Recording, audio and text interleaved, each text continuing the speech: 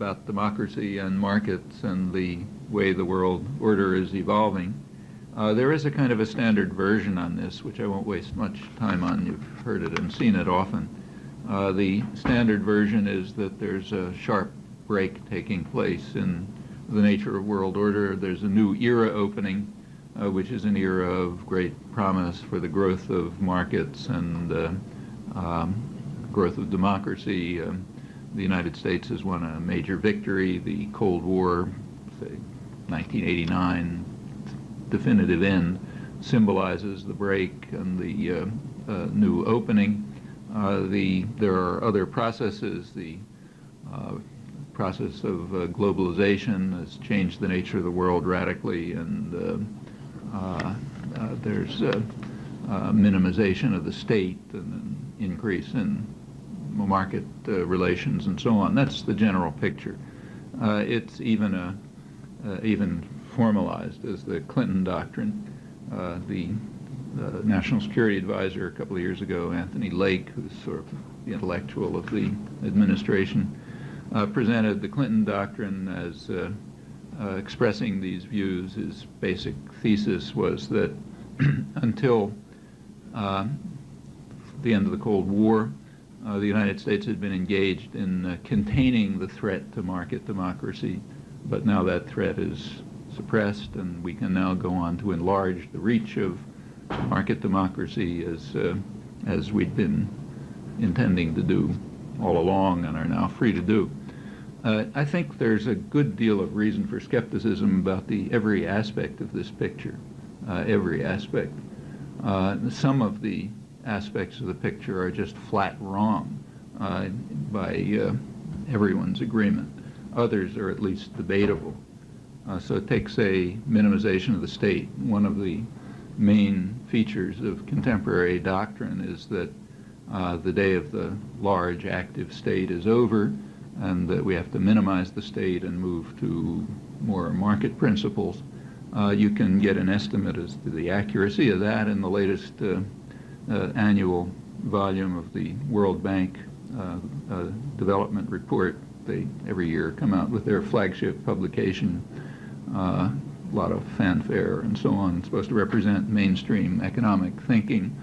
Kind of interesting because it rapidly oscillates from one year to the next, which may tell you something.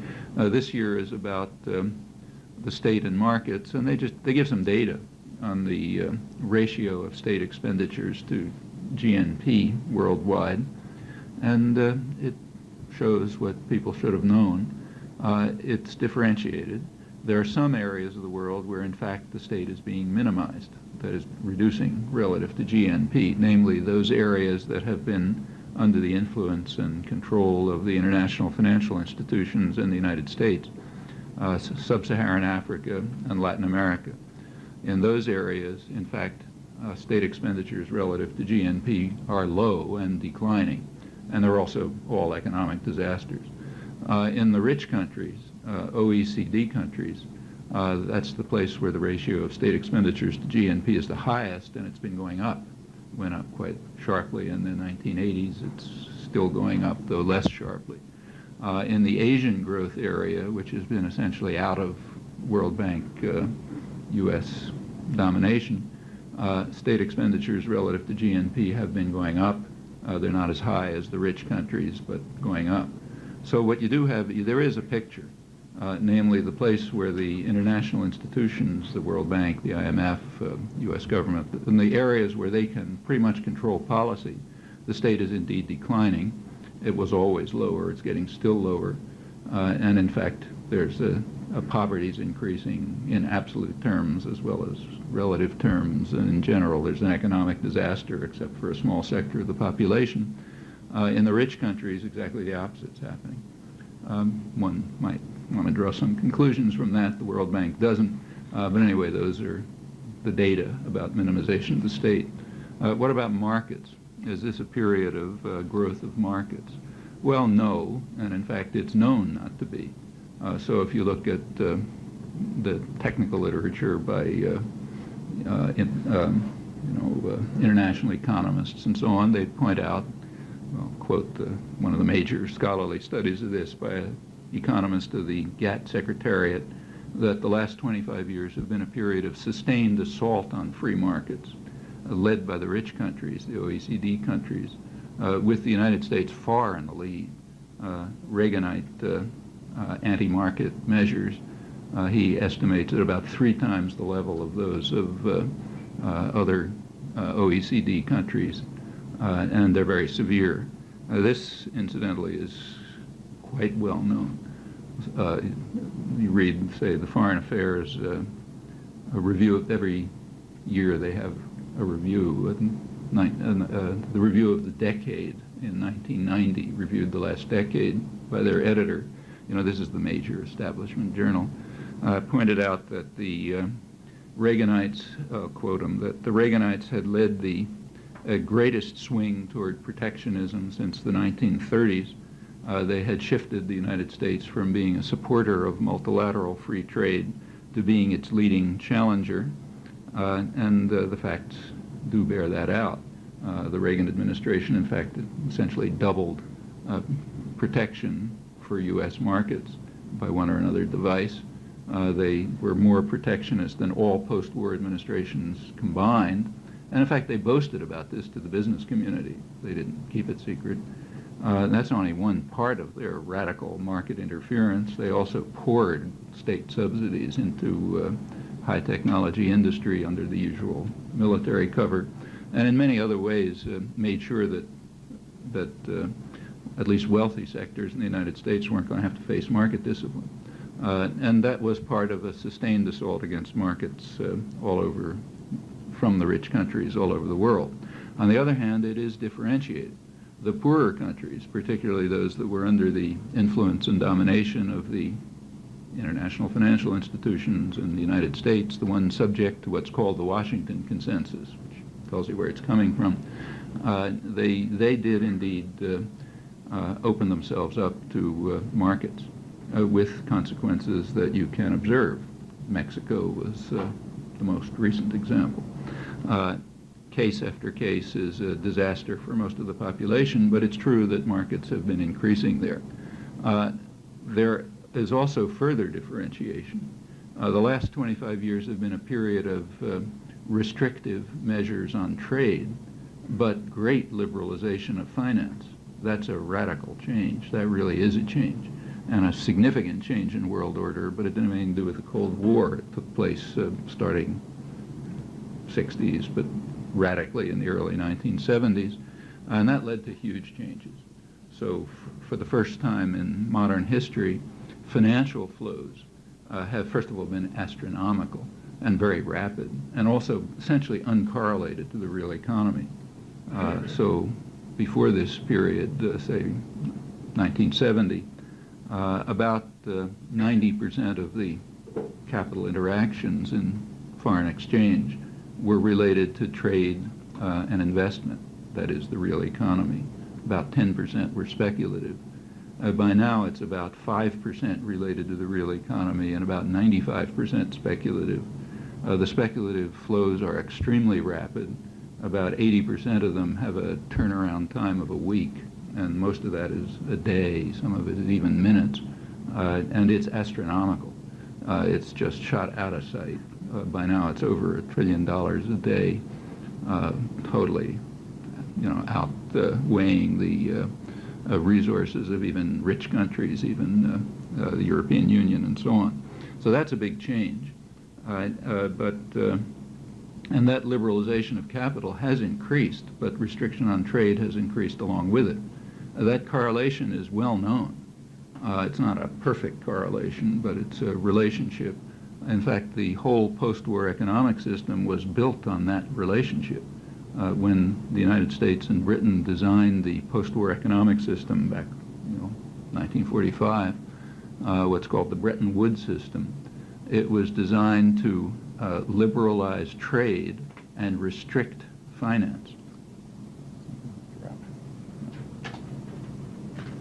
So the system that was designed by Harry Dexter White and John Maynard Keynes and the rest of them was designed specifically to try to increase trade. They thought that'd be a good thing. And in order to do that, to restrict capital. So their countries had capital controls. In fact, the OECD countries, the rich ones, maintained capital controls into the 1980s. There are countries that didn't, like Latin America. They're very free and open to international capital, and sub-Saharan Africa. So they have plenty of capital. They don't have capital controls, and you can see it. The famous debt crisis hit Latin America and did not hit East Asia, primarily for that reason. The capital flowed out of Latin America to New York banks and to London and so on. The rich people sent their money elsewhere, in other words, instead of investing it domestically. And the Latin American debt is not very different from capital flight. In other words, if they kept their money inside, the famous debt would barely be there. And that indeed is what happened in East Asia, which did have capital controls. It was understood by Keynes, White, and other designers of the world order from 1945 that these two things were generally an inverse relationship. As you liberalized capital, you tended to restrict trade, and conversely. And that remains true. Generally speaking, it's been true the last 25 years. Very radical liberalization of financial capital and a period of restrictiveness of trade. Even the so-called trade agreements are in fact not free trade agreements. They have very severe protectionist elements. I'll come back to that if there's time. Anyhow, the first picture about minimization of the state is true in a very differentiated fashion. It's not true for the rich countries, it's not true for East Asia. In fact, the opposite is true, but it is true for the poorer countries, and increasing for the poorer countries. And that, in fact, is part of the Washington Consensus. That's part of what's imposed on them. Now, actually, it's a little more nuanced than that, because another recent change is that internal to the rich countries, especially the United States and England, there's an analog to that. So the state has not declined relative to GNP in England and the United States under Thatcher and Reagan, but it's shifted. It's shifted to more and more service to the wealthy and less service to the rest of the population, which is the domestic analog to the international system. So yes, there is liberalization for the poor, like, 7-year-old children have to learn responsibility and, get out of that cycle of dependency and face market discipline and so on, but not rich people. They have to be protected from market discipline. They have to be protected by socialization of risk and socialization of cost, along with, of course, privatization of profit and management, but they don't want to face, they have to stay on the cycle of dependency. And that's become very striking in the Reagan and Thatcher years. So after 17 years of Thatcher, state expenditures relative to GNP were exactly what they were when she came in. But the shift in the way the state was functioning was quite substantial. So there was a very sharp increase in poverty, an increase in millions of children in poverty, hunger that hadn't been seen for 50, 60 years, childhood diseases that had been declining and essentially overcome are now back. And it's a kind of a Dickensian picture. At the same time, state expenditures are being used to, in fact, illegally, they keep having scandals to, subsidize aerospace exports and so on and so forth. That's a shift. Same here. I mean, we're all familiar with it, so I don't have to talk about it. But there's been a very sharp shift internally in the United States. In fact, you see it quite strikingly by looking at, everyone knows that, should know at least, that the United States has by far the highest level of inequality of any industrial society. And in fact, it's been, after having declined from about 1945 till around 1970, it's been increasing, and it's now back to what it was around the 1920s, and still going up. But that picture is not, it's true, but it's, again, good to disaggregate it, break it up into its components. The participation in the economy, what's called the market economy, but that's misleading. But what's participation in the economy leads to a certain distribution of income. Okay, so you have a job and spend money and so on. That leads to a certain distribution of income. Then comes a second factor, a social policy, which is taxes and transfers. Okay, so it's called government action, but in fact it's social policy. And the more democratic the society, the more people participate. So if you compare the United States with other industrial societies in market outcomes, what's the inequality there? Well, it's about the same as other societies. So the United States ranks along with the other industrial societies in terms of distribution of income from market outcomes. If you add the effect of social policy, the United States diverges radically. That's where the divergence comes in. So you take into account taxes and transfers, you find the inequality growing very sharply because that's the nature of social policy in the United States, increasingly in England, and that's the Reagan-Thatcher revolution. It's carried, it's not totally there, but they sort of symbolize it. Well, okay, those are decisions. They're not laws of nature, as you can see from the fact that they don't happen in other similar societies. But this is real. And it's in fact a domestic variant of the international picture that I just briefly sketched. There couldn't be a better symbol of this than Newt Gingrich, who's the leading, no one is more passionate about the need to break the, cycle of dependency and learn responsibility and all this sort of thing, but not the people in the district that he represents. Cook County, Georgia, a very rich suburb of Atlanta, he manages to maintain the record for bringing federal subsidies to his district. He's maintained it for some years because there, the rich folk in Cook County, they have to be saved from market discipline. They have to maintain the cycle of dependency. Just as the last budget went through, he managed to sneak in another $500 million for his favorite local charity, Lockheed Martin, which has corporate headquarters down there, and that's standard. I mean, this is like sort of symbolizes it, but the picture is quite general, and it's a picture you see all around you. You walk a couple of blocks towards Roxbury, you'll see it. Walk a couple of blocks towards the financial centers, you'll see the other side of it. And that's happening on a global scale as well. So again, in Latin America, there has been, which has been subjected to the Washington Consensus, and is quite open to international capital flows and so on. There's an absolute increase in poverty, with only two exceptions, Colombia and Chile. Colombia, it's largely because of the drug-based economy is a considerable part of that, and also because it maintains capital controls. In Chile, it's because, contrary to what you read, they have not accepted the Washington Consensus. So it's not a free market society.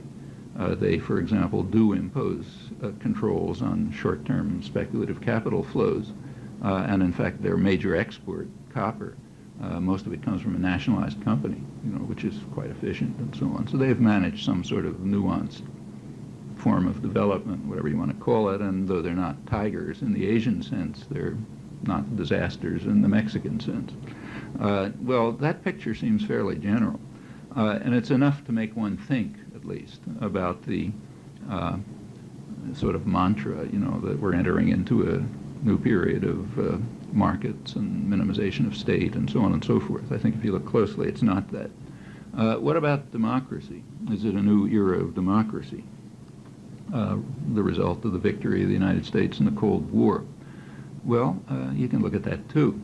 For one thing, notice that to the extent that there is an extension of market principles, there's a decline in democracy. Those two things go hand in hand.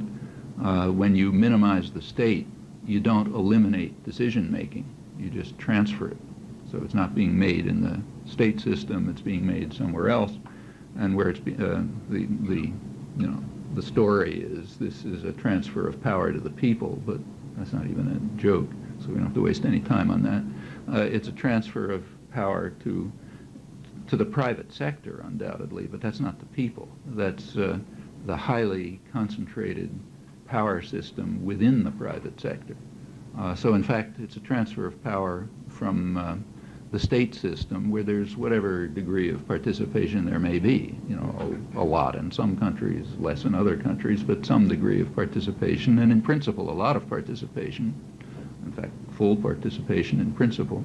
There's a transfer from that system to a system of unaccountable private power, where in principle there is no participation. So you and I, in principle, have nothing to say about the decisions of General Electric and Microsoft. That's a matter of law and principle. Unless you happen to own some stock, then you have as much say as the stock you own, which means if you're in the top few percentage of the population, you own most of the stock and you have most of the say. But there isn't even in principle, and these are unaccountable also. You also can't find out what they're doing. Like you can't find out the books of General Electric. That's a secret. So these are unaccountable private power. Internally, they're essentially totalitarian.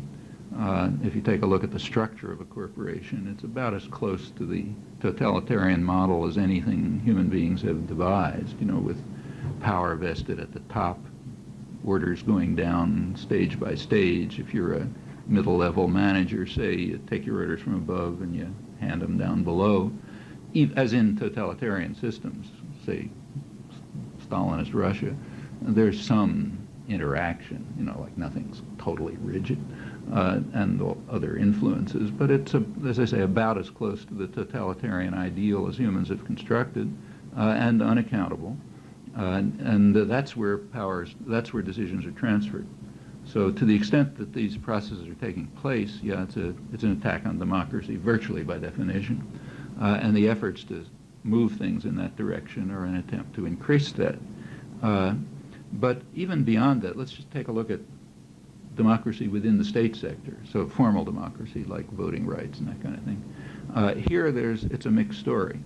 So take the regions where the U.S. has been influential. That's primarily the Western Hemisphere. That's the place to look to check the theory that there's been a victory for democracy. We've been trying to contain threats to it. Now we enlarge its scope. So we can look at the Western Hemisphere. Well, that's been studied rather well. There's good scholarship on it. The best scholarly work on the topic is, the most extensive, and it's good, is by Thomas Carruthers, who's a Latin American specialist, who has the advantage of also writing from an insider's perspective, because he was in the Reagan administration in the State Department, working on democracy enhancement programs. That was the period of the great victory of democracy in Latin America. He was working on it in the middle, and he's now writing about it as a scholar. And his review, I think, is basically accurate. He points out that there indeed was an increase in democracy, formal democracy in Latin America, and it was in inverse correlation to U.S. influence. That is, the greater the U.S. influence, the less the increase in democracy. So there was an increase in democracy in the Southern Cone, South America, like Argentina, Brazil, Chile. The Reagan administration opposed it, but once it proved irresistible, they sort of went along with it and, in fact, even took credit for it. So in the regions of the least influence, there was an extension of democracy. In the regions of the most influence, which is nearby, the traditional area of U.S. domination, the Caribbean, Central America, that's where there was least increase in democracy. There were formal democracies, but as Carruthers puts it, I'll quote him, the United States would only tolerate top-down forms of democracy, of democratic change, that maintained the traditional structures of power with which the United States has long been allied, and maintained the basic order of fundamentally of quite undemocratic societies. Yeah, that's correct. If you look closely at the region, you'll find out that that's what happened. So yes, there was a kind of a victory of democracy, which was substantial in the regions of less U.S. influence, was less in the regions of more U.S. influence, and in fact maintained the structures of the undemocratic societies in the same power systems, crucially. That was a crucial part of the move toward democracy. I think you find, again, an internal analog to that. Come back to it if there's time. the model that was given when Anthony Lake announced the Clinton doctrine, the Great New Doctrine, he gave an example, a prize example, to illustrate how it was going to work, the new victories of markets and democracies. The example he gave was Haiti. And it's a good example because the recent developments there are post-Cold War, so one can't give any arguments about this was a reflection of the Cold War or whatever. Actually, I don't think those arguments work very well for earlier periods either, but here the question is moot because the events in question are after the end of the Cold War. And Haiti was offered as the example of our achievements and the promise of bringing democracy and markets to a benighted world. So that's a good one to look at. And then when you look at it, you find it illustrates all the phenomena I've just been describing quite accurately, I think. There was a democratic election, first democratic election in Haiti in 1990. The United States did not oppose it. The United States had its own candidate, Marc Bazin, a World Bank official, and it took for granted, everyone took for granted he was going to win. He had all the resources, he had all the rich people working for him, and so on, so everyone figured he'd be a shoo-in. So that looked like an okay election, maintained the top-down structure of power. Well, to everyone's surprise, he didn't win. In fact, he got smashed. He got 14% of the vote, and two-thirds of the vote went to a candidate nobody thought about, namely Jean-Bertrand Aristide, who was supported by something that no one had noticed, namely a huge popular grassroots movement in the peasant society and the urban slums. Nobody pays any attention to those people, but they had been developing lively organizations and grassroots movements and so on, and a very vibrant civil society, sufficient so they even swept their own president into office with two-thirds of the vote and no resources. That's pretty remarkable. In fact, that is probably the most dramatic victory of democracy in the Western Hemisphere in quite a long time. In fact, maybe ever, you could argue. Or not just the Western Hemisphere. It was a pretty dramatic event, rarely takes place. And that was an election, real democratic election, post-Cold War. The United States did react. It was extremely hostile. The United States moved at once to undermine the democratic government, cut off aid, except for opponents of the president, supported business elements that were trying to undermine him. This is despite the fact that his policies were quite successful. In fact, mildly reformist policies, so successful that even the World Bank and the IMF were impressed and were giving loans and so on, but the United States was dedicated to undermining it. You could see the dedication rather strikingly by looking at refugee policy, which is quite revealing in this case. During the period of the brutal dictatorship that the U.S. had backed, there was an enormous flow of refugees from Haiti. People were fleeing from terror and poverty. They were turned back by force, illegally. This is in radical violation of the UN Declaration of Human Rights, but the Carter administration and the Duvalier dictatorship made an agreement, which was then extended by Reagan, to forcefully return people fleeing from Haiti, not to grant them asylum. And that continued until the democratic election. At that point, the refugee flow stopped, virtually stopped. There was a trickle. And in fact, it reversed because people started going back. The Haitians started returning in this period of hopefulness. U.S. refugee policy also reversed.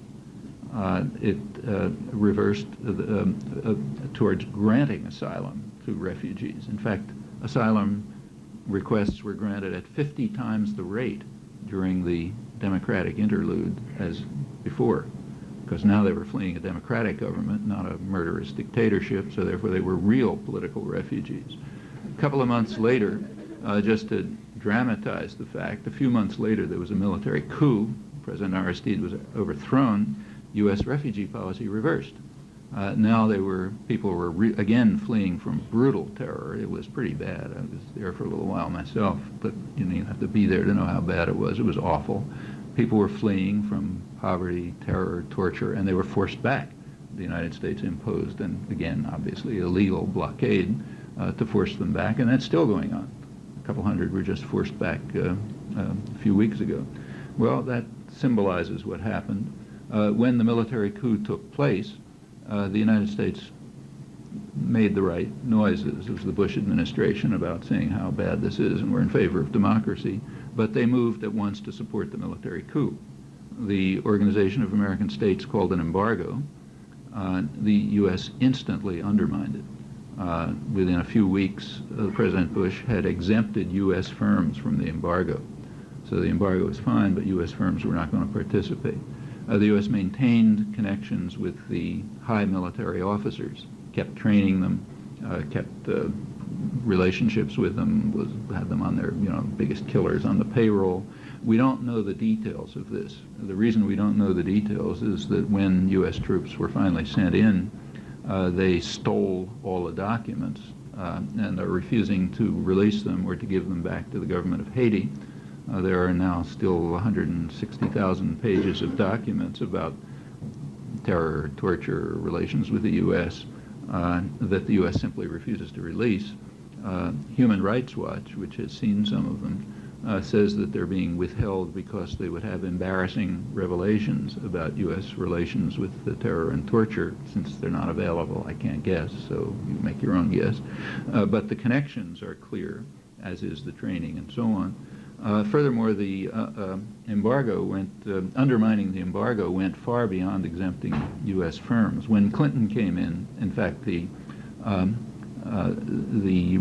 embargo was further undermined. So U.S. trade with Haiti went up under Clinton during the period of the terror.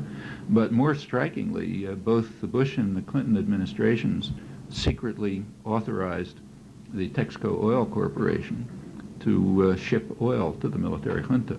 Now, oil is the centerpiece of any embargo. No society is going to run if it doesn't have energy, and they're running on oil. Everyone in Haiti could see that oil was coming in. Like the rich families were building big oil farms and that sort of thing.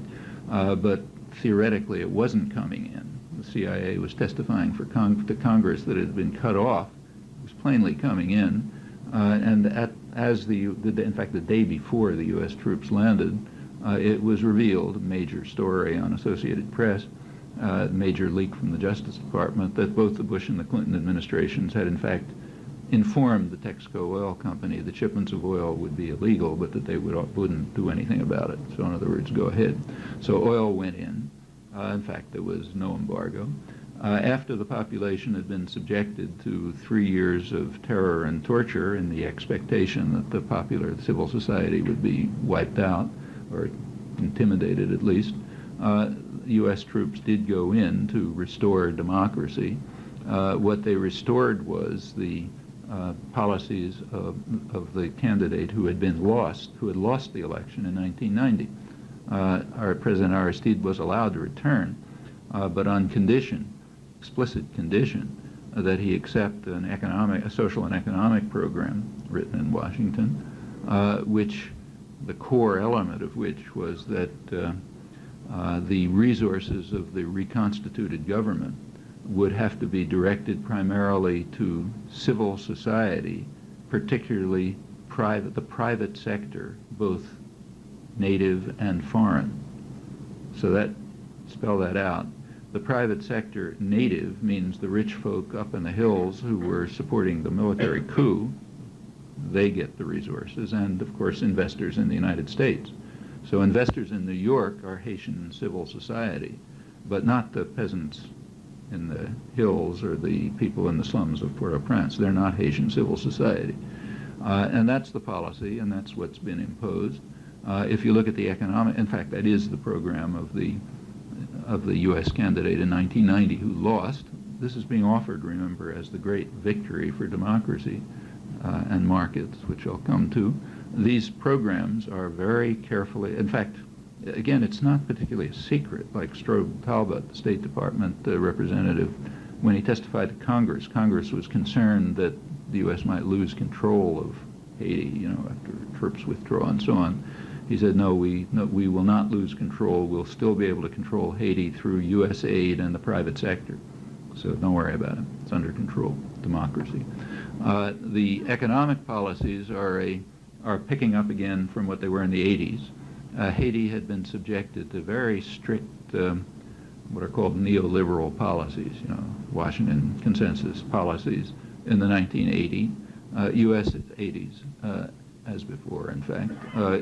U.S. aid, the U.S. had declared that these policies were going to be, create an economic miracle, that Haiti was going to become the Taiwan of the Caribbean. That's what they predicted, knowing perfectly well that Taiwan had followed a radically different course. They couldn't have failed to know that.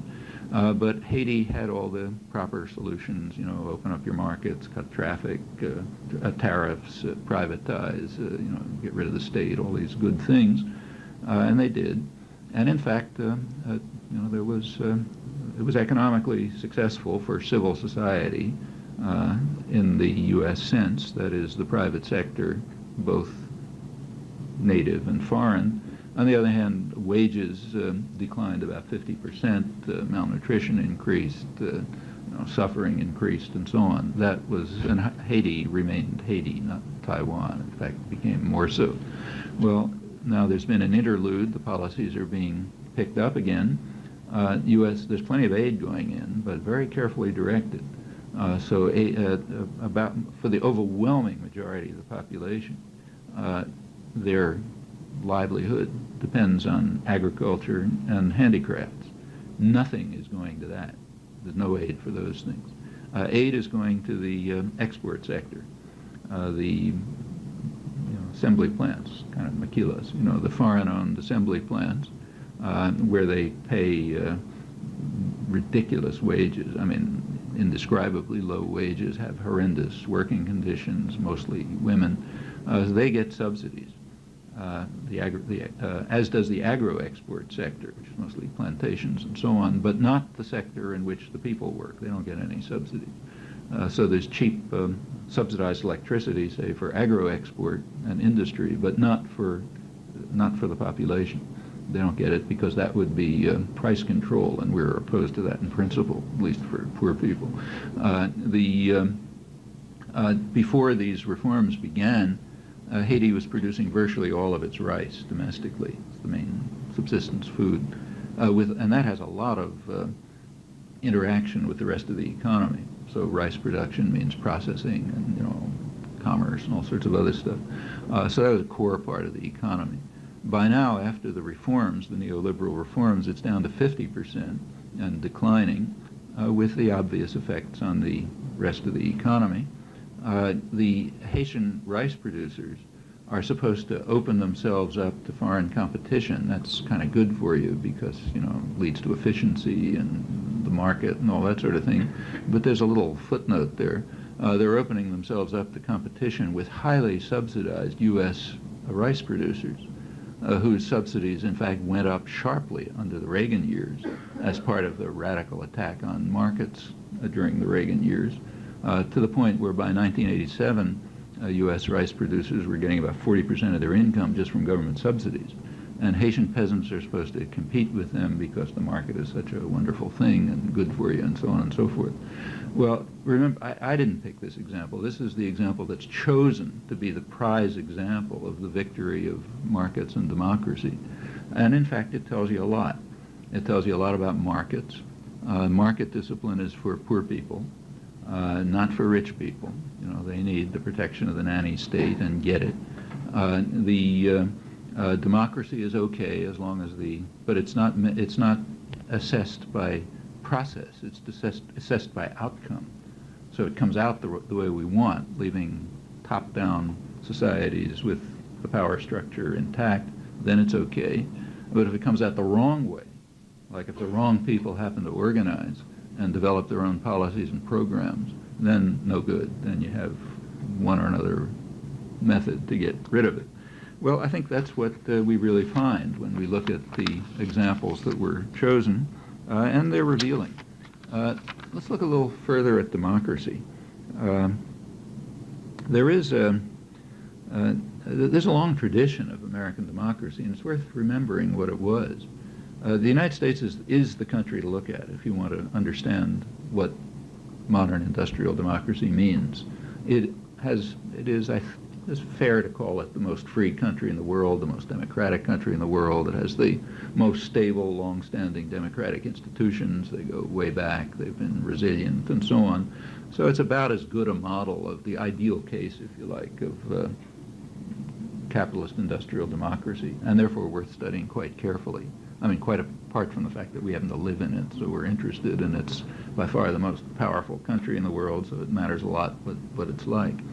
And it's an interesting history. You should study about it, in my view, in junior high school, but at least in, graduate school political science courses, but it's not really much study. The place to look at the nature of American democracy, the obvious place to look, is in the Constitutional Convention. The debates on the Constitutional Convention, which laid out the framework of what became American democracy, and they're interesting. They're not much read. What people usually read is the Federalist Papers. I'm sure you've read those. But the Federalist Papers are a misleading source. The Federalist Papers were propaganda, remember. They were written in order to convince the public, who didn't like what was happening much, to convince them to accept the new constitutional system. So when you read the Federalist Papers, you're reading kind of a watered-down version, a prettified version of the thinking that was going on. In the debates on the Constitutional Convention, it's much clearer, and they're interesting. The main framer, as you know, was James Madison, who was at the sort of libertarian end and a very intelligent and lucid analyst and exponent of his views, and his views largely prevailed. I mean, there was very little opposition to them at the end. He was quite clear on what he was doing. The model that everyone had in mind, of course, is England. That was the most democratic existing society of the day, so they were sort of, and the one, their mother country. So they're asking, well, what about the British parliamentary system? And there were debates about whether to accept it or modify it or whatever. Madison pointed out that the British system would have problems if they transferred it over here, and that is because the United States, they did want to make it, he and the other founding fathers, as they're called, did want to make it a more participatory and democratic society. But he said a democratic society has a serious flaw. The flaw is that in a democratic society, the people can participate. And he said, suppose this were to take place in England. Suppose, for example, in England, that they really allowed people to vote, which they didn't. He said, well, the first thing people would do would be to call for what we nowadays call agrarian reform. That is, they would call for changes in the land laws, which would grant more people access to the highly privatized and centralized land system, and that, land was a crucial part of the economy then. And he says, well, we obviously can't accept that. We don't want to have any system that will allow people to participate and infringe on the rights of private property and wealth. So therefore, we have to be careful not to allow a democratic system in which things really function democratically. We have to design a system in which power is in the hands of the wealth of the nation, I'm quoting, the more capable set of men, those who are sympathetic with the rights of property. Okay, they must have the power, and the rest must be dispersed and factionalized in such a way that they don't really interfere with the rights of power. Actually, Madison, who was no fool, recognized that this problem was going to become greater as time went on. As he put it, if I can read my own notes, he said there's going to be an increase in the proportion of the population that labors under all the hardships of life and secretly sighs for a more equal distribution of its blessings. Okay, there's going to be an increase in that, and if those people really have an ability to participate, they're going to do things which will infringe on the right of private power and private property and the wealthy, and therefore we have to design the system so that doesn't happen. And indeed, the system was designed so that that wouldn't happen. That was the role of the Senate, was to represent the wealth of the nation, and the role of the separation of powers, and so on and so forth.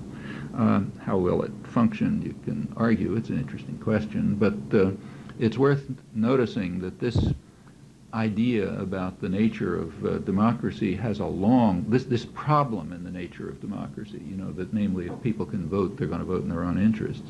and infringe on the rights of private power and wealth. That insight goes way back, goes back to the origins of political theory. So you read the first major book on political theory in something like our sense, Aristotle's Politics.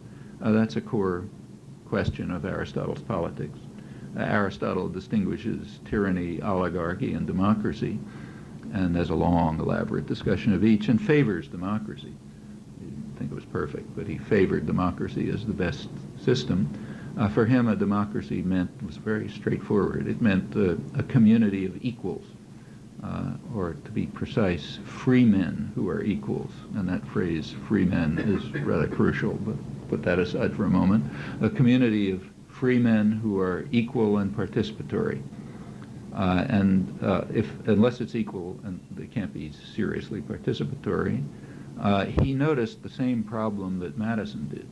Exactly the same problem. He said, suppose that you did have a democracy where everyone participated, but you had radical inequality, so concentration of wealth. He said, well, then the poorer part of the population, which is the majority, will use their voting power for their own interests, to advance their own interests, instead of the common good of all. Okay, and the goal of a democracy for Aristotle was to advance the common good of all. But if you had inequality, radical inequality, well, yeah, the majority of the population would vote for their own interests, which would not be the common good of all. So therefore, you had to do something about that. It's the same problem that Madison faced, exactly the same problem, but they reached opposite conclusions. Madison's conclusion was that we should reduce democracy so that you don't get the threat from the population. Aristotle's was the opposite. You should reduce inequality. So therefore the problem won't arise, and you could have a real participatory democratic system. So Aristotle called for what we today would call a welfare state. He said that a democracy must be based on use of public revenues to ensure lasting prosperity for everyone. Welfare state, in other words. And then he describes in some detail how you could proceed to do that in Athens. Do it differently here, but the same kinds of questions. And then if everyone had moderate but sufficient income, you wouldn't have this problem that both he and Madison faced. But notice that their choices were radically different. One choice was to aim for equality and participation in democracy. The other, the one on which our country was founded, was to reduce the threat of democracy, maintain the inequality, and ensure that power remains in the Senate, the capable class of men, the wealthy part of the wealthy part of the society. That's now internationalized. So this huge financial capital that's flowing around the world is sometimes called by international economists a virtual Senate, meaning it has the power to ensure, if you really liberalize capital, to ensure that no country will be able to undertake social policies that strike at the interests of the wealthy. Because if any country moves in that direction, the capital quickly flows out of it and the country goes down the tube. So it's a virtual Senate, kind of a generalization of Madison's Senate. And the opposite of the Aristotelian conception of democracy is necessarily based on a welfare state and equality. To go back to that word free men, a democracy for Aristotle meant men, not women, and free, not slaves, or aliens. So it's a subpart of the population, but it's a little hard to dump on Aristotle for that, since given that those questions weren't even addressed, and badly addressed, until this century, and still are far from addressed. But that's a significant qualification. But the principles are there, and they come right up to the present.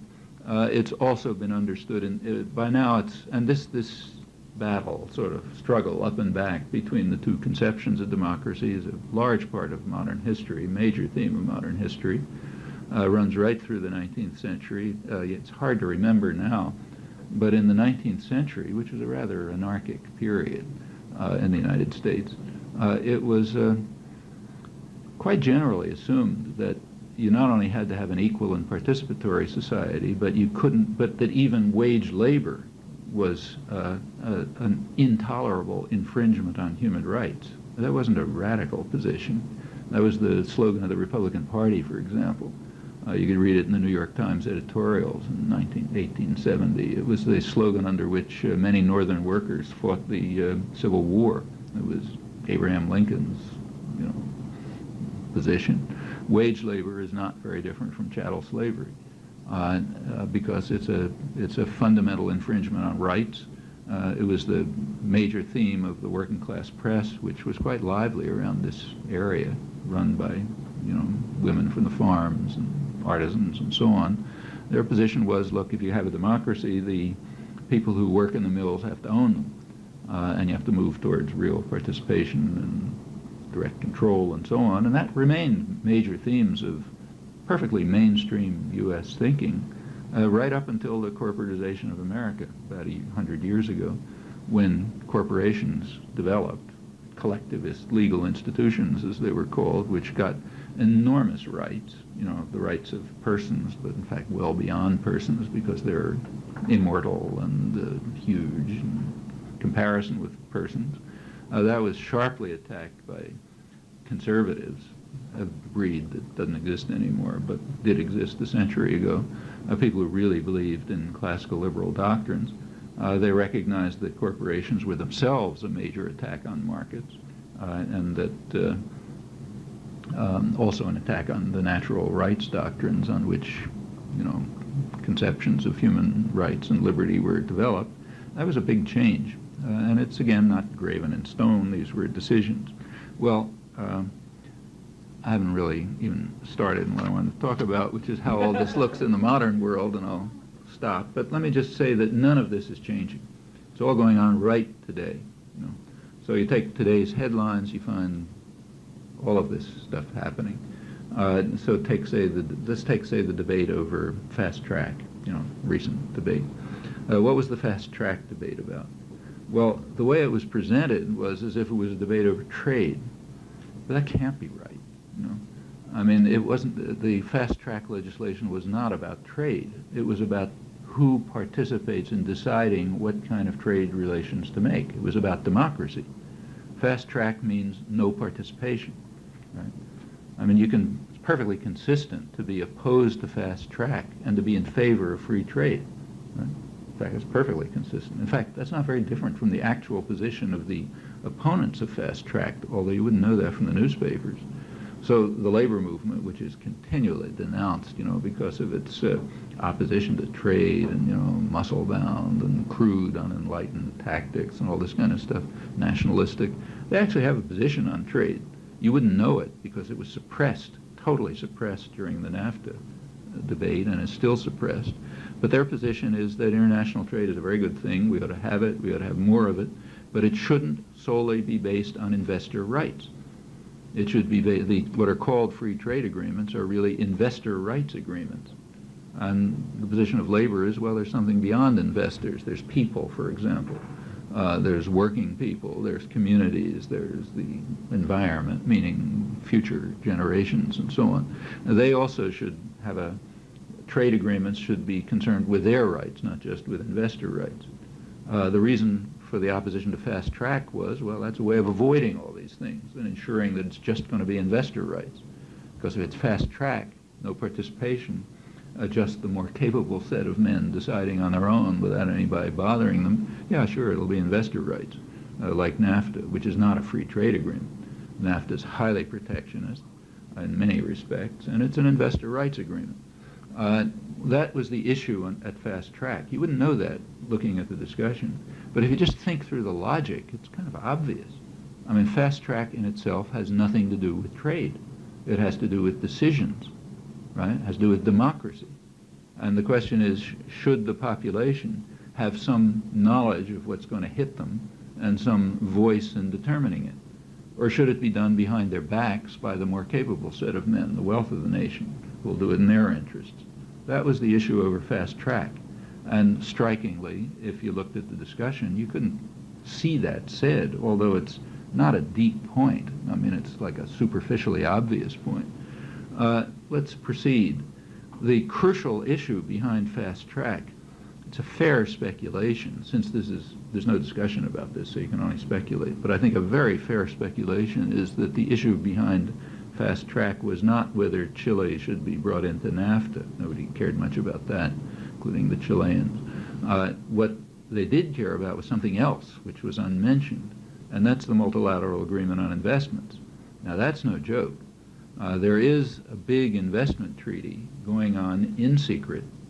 Crucially, it better go on in secret, because if people find out about it, they are not going to like it, you know. So it's going on in secret at the OECD, you know, Organization of the Rich Countries, and the World Trade Organization. It's been going on for about 2 years now, being negotiated. At the World Trade Organization, it's going to be blocked, probably. And the reason it's going to be blocked is that the third world countries have a voice, and they're not going to let it go through, it looks. India and Malaysia particularly have been blocking it at the World Trade Organization. But at the OECD, there's not going to be anything much that will block it. I mean, there may be reservations here and there, but mostly the rich countries are in favor of it, because what it is a super investor rights agreement. It gives investors rights that you can't imagine. For example, it would give investors, foreign investors or U.S. investors, the right to, say, invest, say, in this neighborhood without any concern for marketing restrictions, like are they selling hazardous goods, or where they put the factory, is it going to help deprived neighborhoods, are there going to be women participating, you know, anything, just about anything you can think of. Any condition that a community or a country might want to institute to determine how investment takes place, any social, environmental, health, other condition is ruled out. Investors have rights to move assets freely, do what they want, unaccountably, and so on. Furthermore, they're going to be granted legal rights that they don't have now, the right to sue in case they decide that something is an expropriation, that is an infringement on the rights granted under this treaty. On the other hand, so they can sue, corporations can sue governments, national governments, local governments, any level, but nobody can sue corporations. That's a crucial part of this agreement. It's one-sided. The suits don't go to the courts.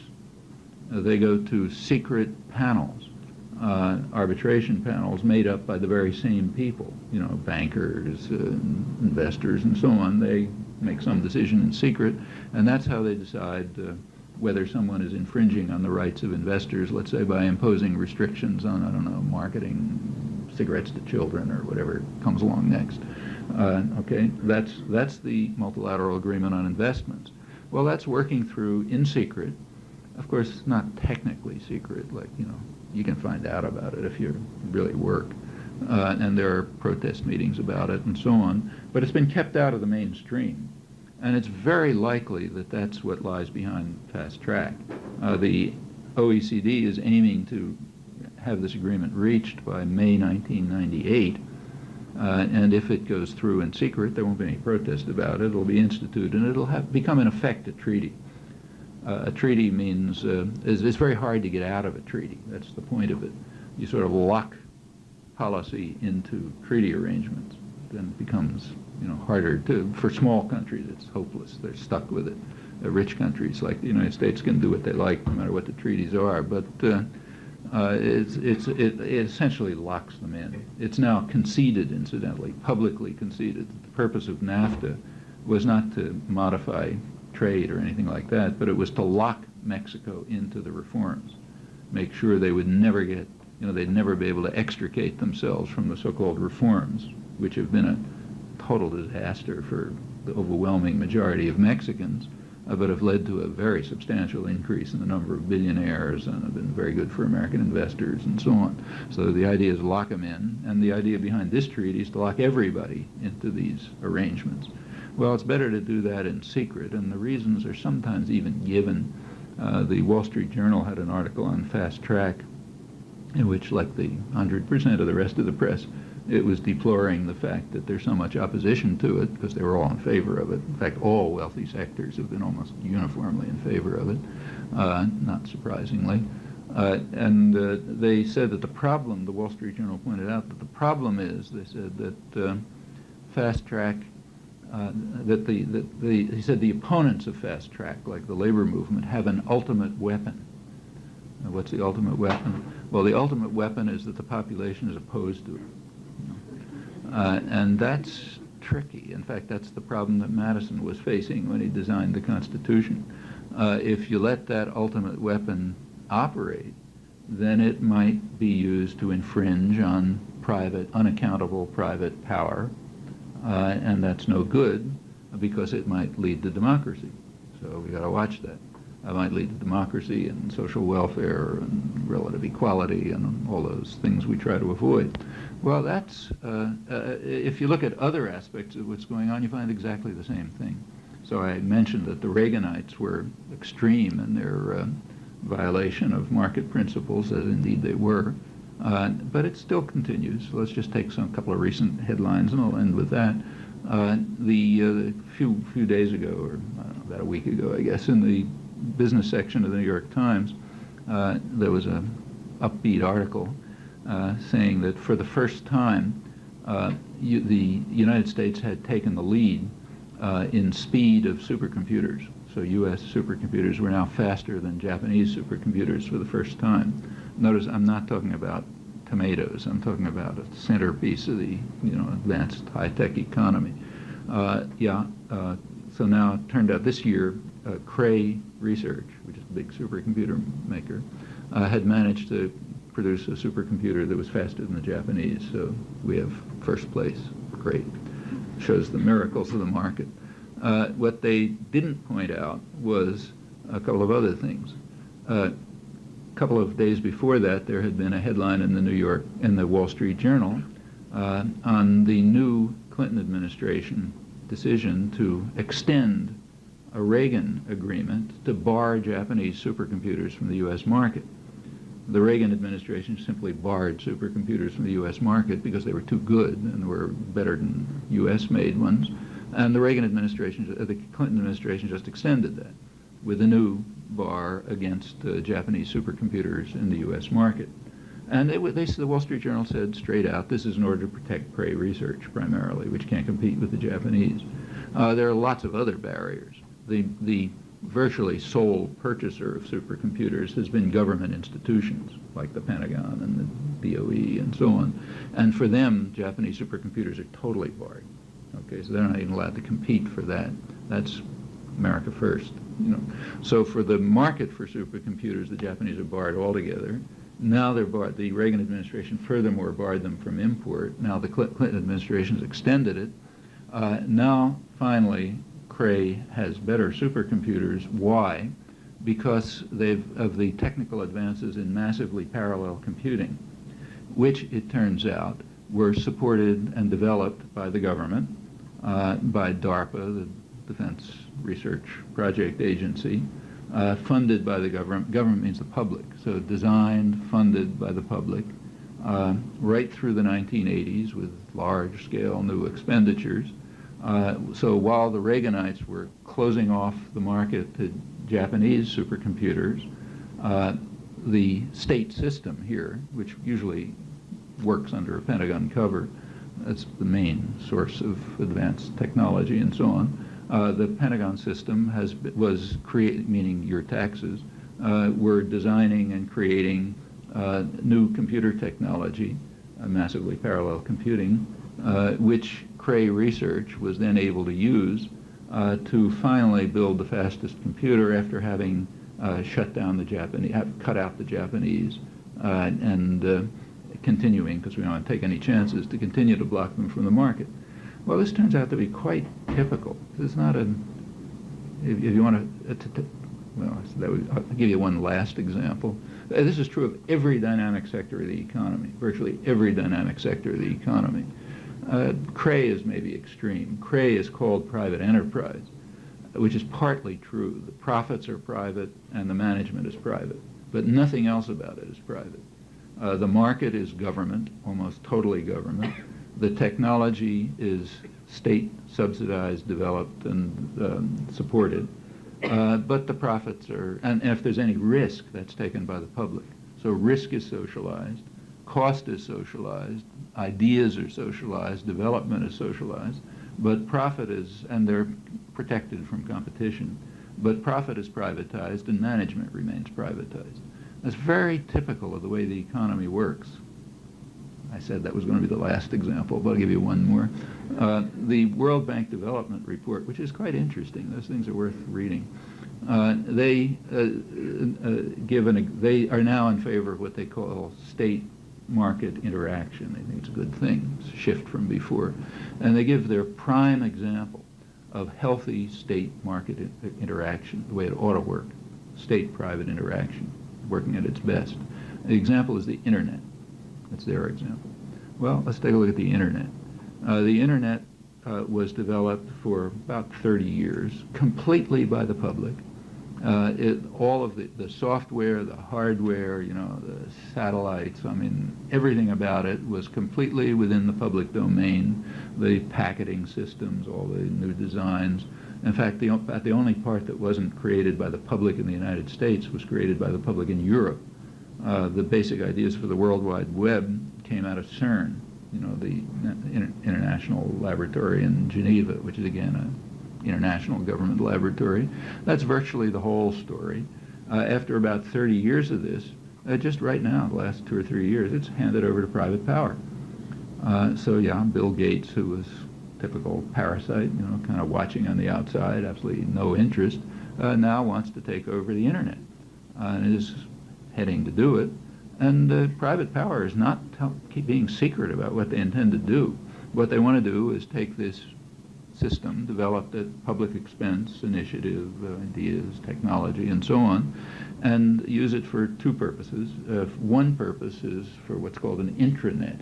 That is to carve out big pieces of it, which are simply used for purposes of corporate transactions.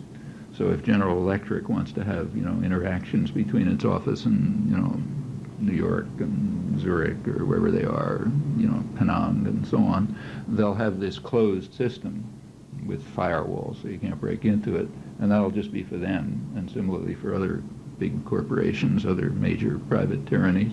So that'll be a large part of the public system, and the rest of it is supposed to be used as kind of like a home marketing service to try to turn people into passive consumers, you in the tube, that's the social unit on which society is constructed.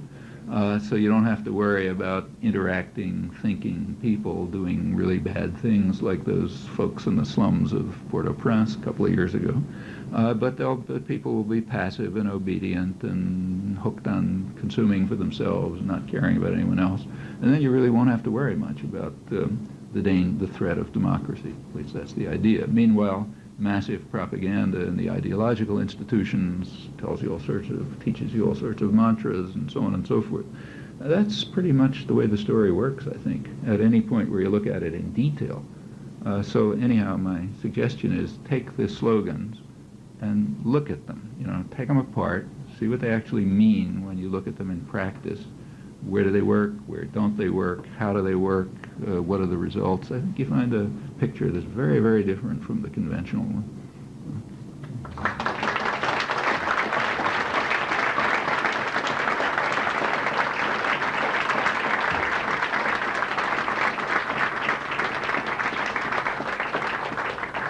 Okay, your turn.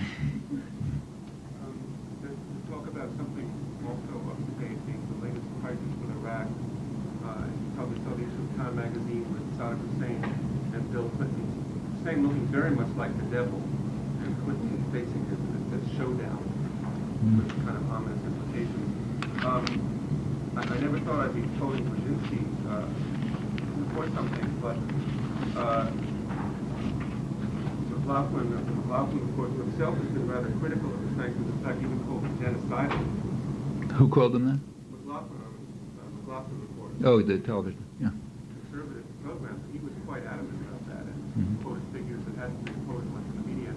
Well, Brzezinski said, when he was asked about all these weapons, and he said, well, we fought the Cold War, and the Soviet Union had much more extensive weapons, and we weren't worried about that, and there's something called deterrence, which prevents countries from using these weapons. So I don't see why we're so worried about it.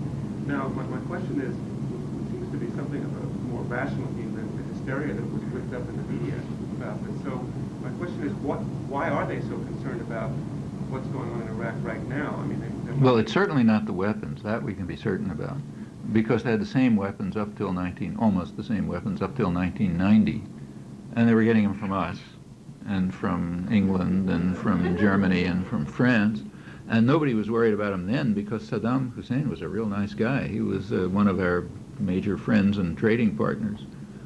George Bush, the Bush administration was in fact getting around congressional restrictions to continue pouring aid and credits on their good friend Saddam Hussein. In some way, it's not just the weapons that they weren't concerned about, it's also the terror. Almost all of Saddam Hussein's a monster, but virtually all of his crimes were committed then.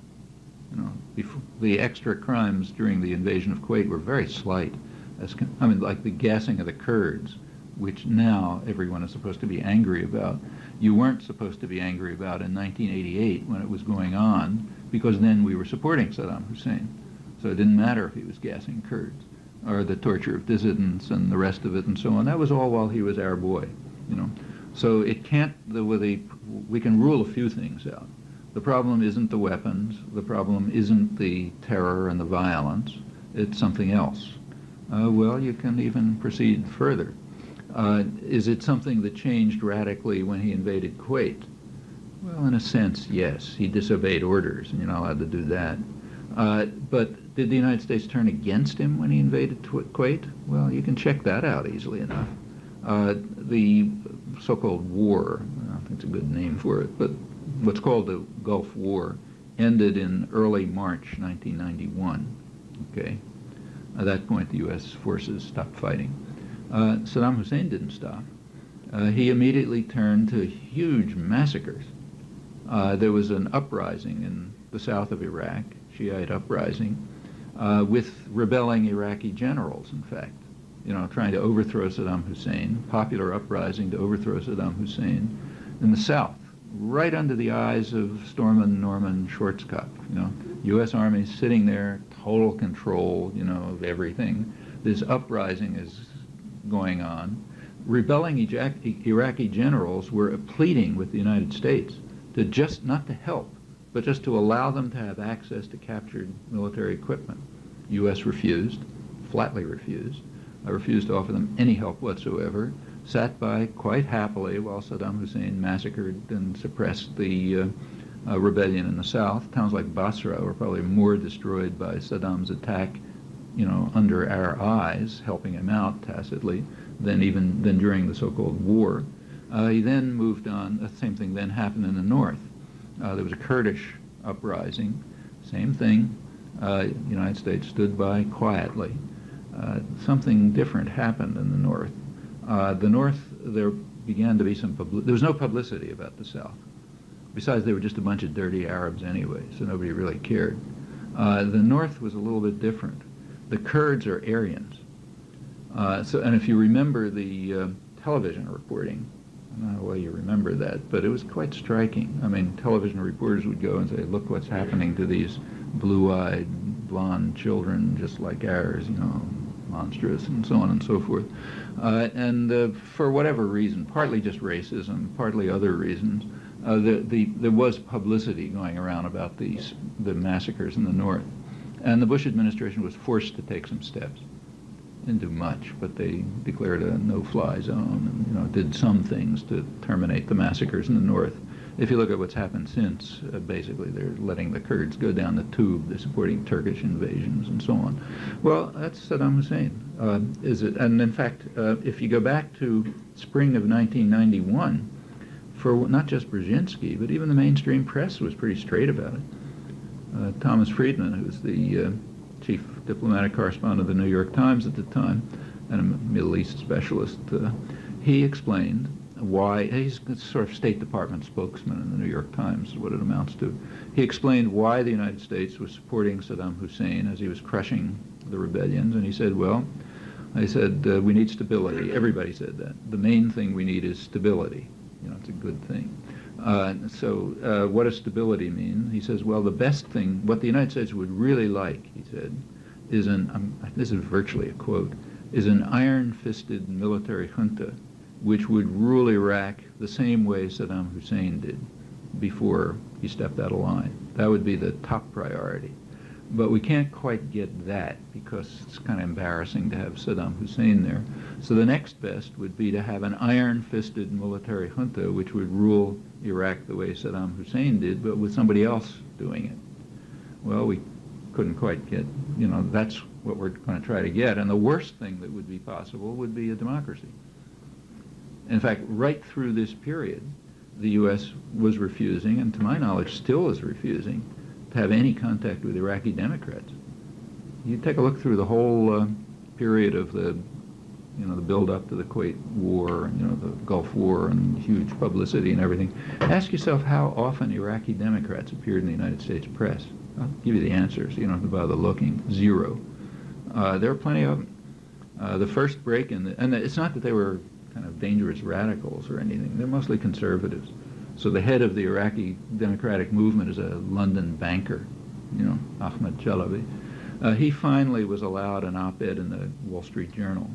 I think it was around April 1991, after the war was over. I think that was the first break. And the State Department was saying straight out, when asked, we will not have contact with Iraqi Democrats because that would be interfering in the internal affairs of Iraq. And, we don't do things like that. I mean, and so whatever is going on, it's none of these things. So what is going on? Look, Saddam Hussein broke rules. One of the rules of world order is you do what you're told. Okay? You want to murder Kurds, murder dissidents, crush Shiites and so on. That's fine because we're in favor of that. But we didn't want you to, and in fact the United States even pretty much told them, we don't mind if you rectify the borders with Kuwait. Like some disputed borders, okay, move a little bit, shake your fist and raise the oil prices. We don't care about that. But taking over a core element of the U.S.-British wealth system, that's not allowed. Kuwait was, this is all discussed in much detail in declassified documents, which any sane reporter or scholar would have instantly looked at when the Gulf War began, from 1958, when Iraq broke out of the Western-dominated system. There was a huge, the tremendous turmoil in Britain and the United States. The documents are declassified. And there was a lot of discussion. So the British Foreign Secretary flew to Washington, had big debates discussions with Dulles. They decided what to do. And what they decided to do was played out almost exactly during the Gulf War. They decided that the British Kuwait was then a British colony. They said they should give Kuwait nominal independence because that would cut back the threat of nationalism, of independent nationalism. They were afraid that Iraqi nationalism was Nasserite, it was part of the agenda. They didn't worry about the communists. There was kind of a growth of radical Arab nationalism in the region, which couldn't be allowed to spread. They then decided that if anything, Kuwait is a major source for British wealth. The Kuwaiti investment councils in London, the whole way the Middle East oil system works is that the profits from oil have to go to the West. They're not allowed to go to the people of the region. And the role of the ruling elites is essentially to ensure that those profits go to the West. Britain, which is the junior partner, gets Kuwait and a few other small places. The United States, the big guy, gets the big one, like Saudi Arabia. The profits come here. But they concluded that Kuwait should be given nominal independence. And if anything happens, even internal to Kuwait, which affects British domination, U.S.-British domination, Britain, and with U.S. backing, should ruthlessly intervene to suppress it. And the United States would do the same in the rest of the Arabian Peninsula. So if anything disturbs this arrangement, we will ruthlessly intervene to break it up and restore order in our terms. That doesn't matter whether it's internal, external, anything. Incidentally, no Russians. They made it very explicit there's no Russian involvement. Well, okay, that happened in 1990. Iraq went too far. They didn't just rectify the borders, but they took over Kuwait, and the U.S. and Britain ruthlessly intervened to restore the status quo ante. Now Saddam Hussein has to be punished because you don't get away with that. Of course, the punishment doesn't affect him. It's, what was called genocide. And in fact, nobody knows the details, but the Western estimates are that maybe 500,000 or more children have been killed and probably 1 million or more people by the sanctions, which have only strengthened Saddam Hussein because they've undermined any possibility of popular reaction to him. And if there's any democratic movement that's going to try to overthrow him, that'll probably continue to be opposed by the United States. There are other things going on, too. Oil prices are fairly low at the moment. In fact, gas prices at the U.S. pumps are now lower in real terms than they have ever been since 1950, believe it or not. The price of a gallon of oil is less now than it was in 1950. Not numbers, but real numbers. The U.S., it's often said that the U.S. wants to keep the oil price from rising, but that's only half true. It also wants to keep it from falling. Oil prices have to stay within a certain range. You don't want to go too high because that's harmful to the Western industrial societies, but you don't want it to go too low because that cuts into the interests, to the profits for the energy companies, which are mostly U.S. and secondarily Britain. And that's a big flow of capital to the United States. Furthermore, the profits from oil, like Saudi Arabian princes and so on, make a lot of profits. That usually ends up in the U.S. Treasury. I mean, it's either in Treasury securities or in purchases of weapons or in huge construction programs for Bechtel or something like that, or just in U.S. and British banks. So the oil price has to be kept within a certain range. And policy has largely been designed to sort of keep it there. If Iraqi oil started flowing into the market, the price would go way down. I'm speculating because, of course, these are unaccountable systems. They don't tell you what they're doing, and they never release documentation. It's not like a government, which maybe 30 or 40 years from now will tell you something about what it was doing. This is pure secrecy. These are tyrannies. But it looks like that's what's happening. That's my guess. So how exactly do you punish a person who you need to ensure the stability that you want in the Because they're still hoping for the first best option, an iron-fisted junta without Saddam Hussein. And, maybe that'll come along. Maybe some other thug like him will overthrow him, Going back to your conversation at the beginning about trends, minimize the strength of governments who are very involved in society. I was wondering, you mentioned that that's sort of undermining democracy. To the extent that it happens, I don't quite see the relation or the connection between democracy and running a state airline or utility company. Maybe you can expand on that. Oh, sure. I mean, if there's a state airline, who's running it? Well, the people of the country are running it. Okay, but that's democracy. Yeah, in fact, whether the people of the country are running it or not depends on what kind of a state it is. To the extent that the state is democratic, which is, it's not a yes-no thing. It has a lot of dimensions and varies.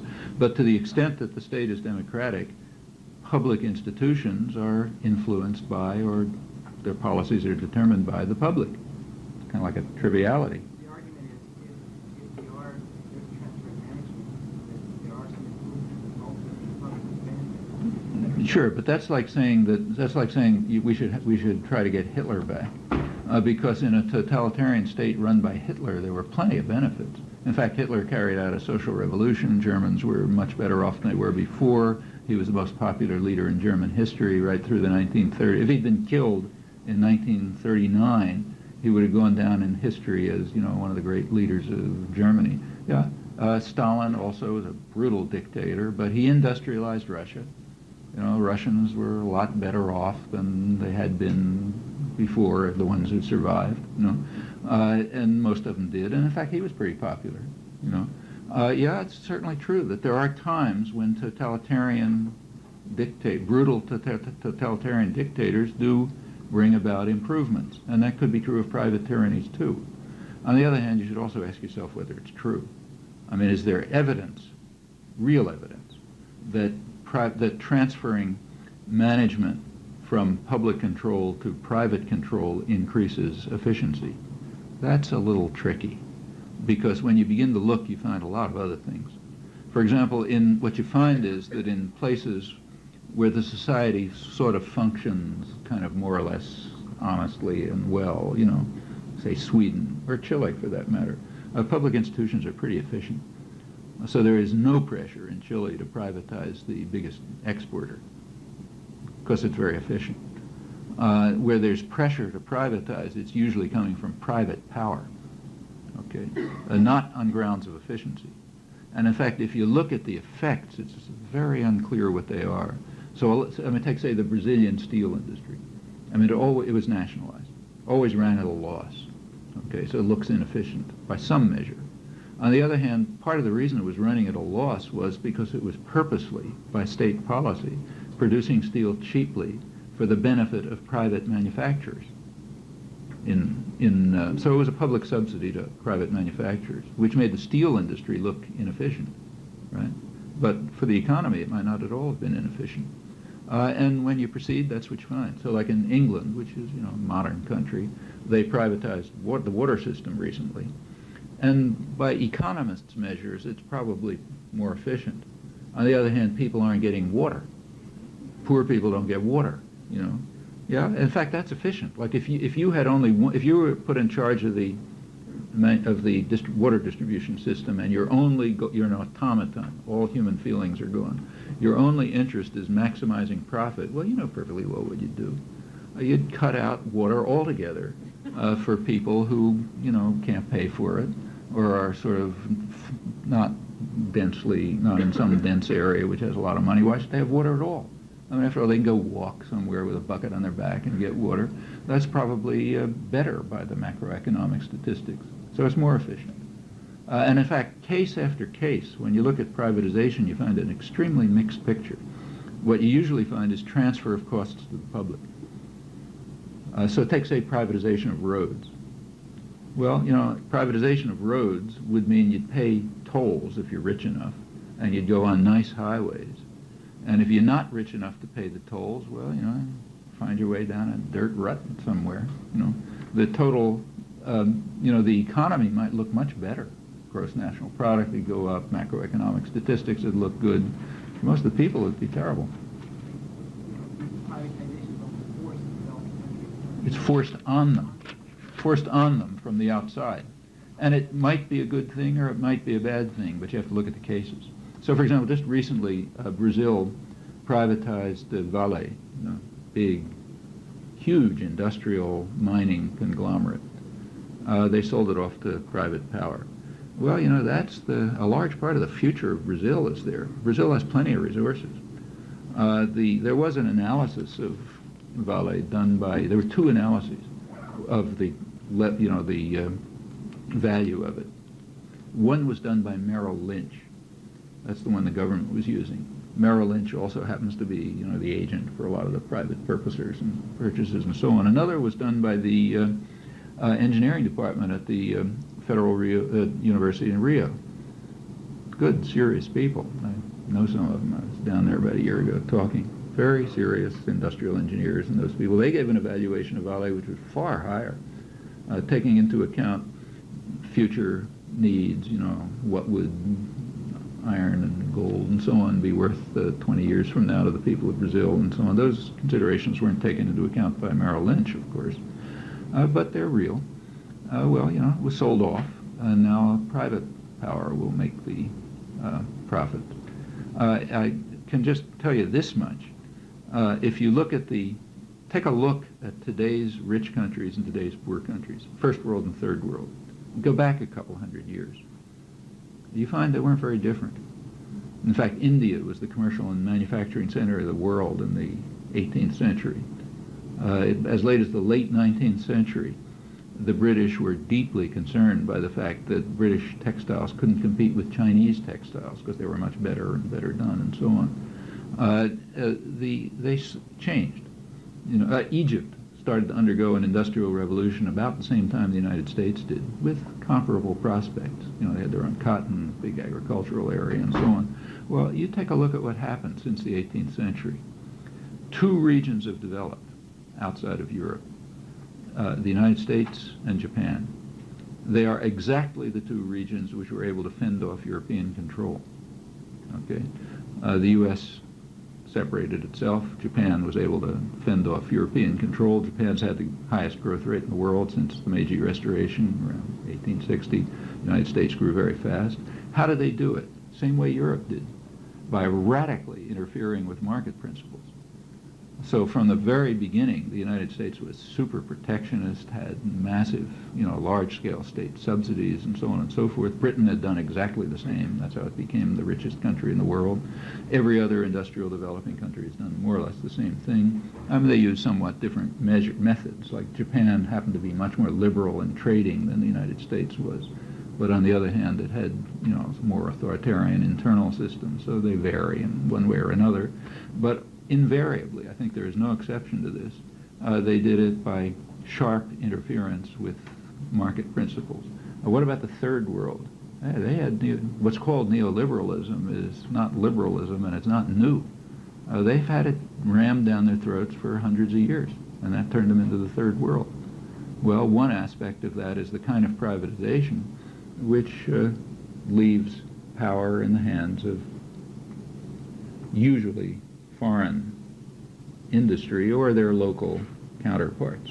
We've just seen it go on in Mexico. Mexico's had the biggest privatization in modern history in the last, actually the biggest privatization in history probably is the internet and the whole telecommunication system. Here is a system developed at public expense, which is being given, it's not even sold. It's not privatization, sometimes they sell it for something.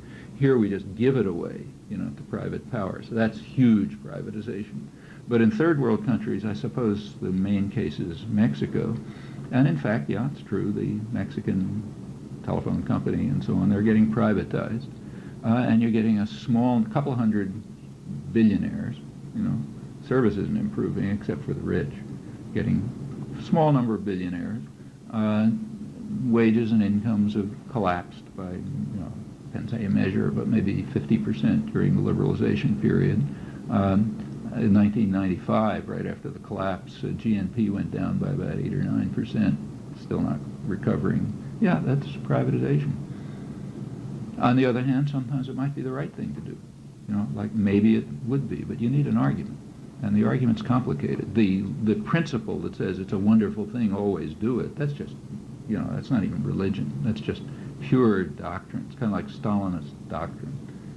There's no reason to believe it. Sometimes it might be right, sometimes it might be wrong.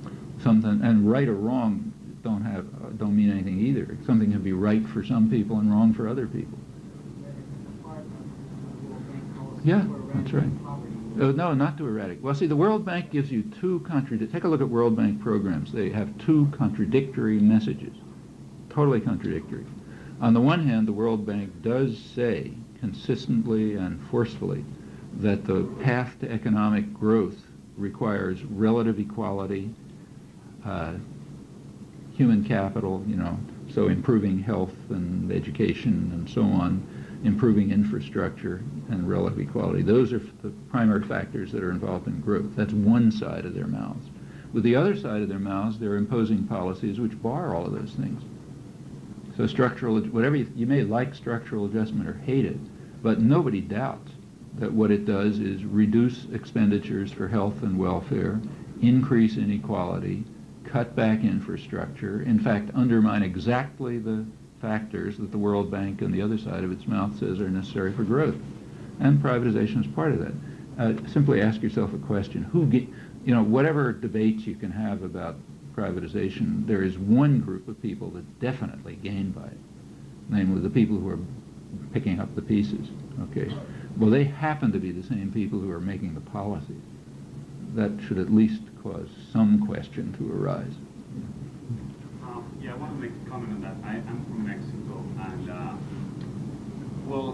perhaps it's not statistically significant, but prior to the privatization of Telmex, to get a phone line, you could wait for 2 years. That's right. And now you don't have to. Myself, you had to give them bottles of alcohol. You had to bribe the workers to get to install a phone line. You could take 2 now it's much faster. Right now, you order a phone line. Within 24 hours, you have a phone line. Who?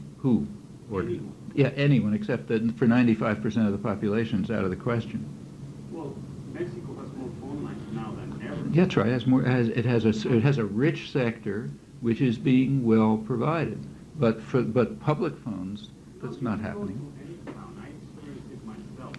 I worked this summer in the government space, and you can see all the poor people living in the very.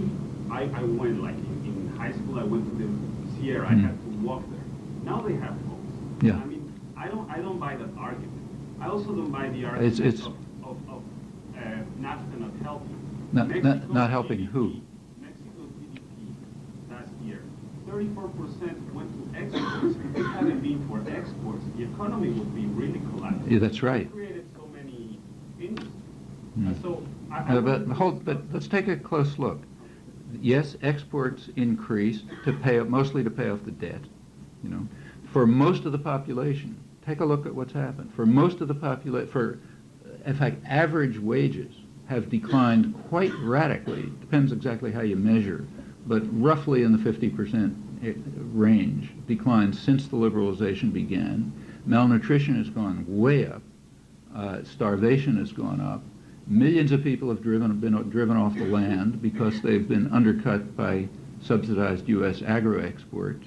There is production in regions which are in the maquila regions primarily, which have virtually no linkage to the Mexican economy. They don't use Mexican inputs. About the only thing that they contribute to the Mexican economy is whatever the wages are. Environmental conditions have gotten much worse.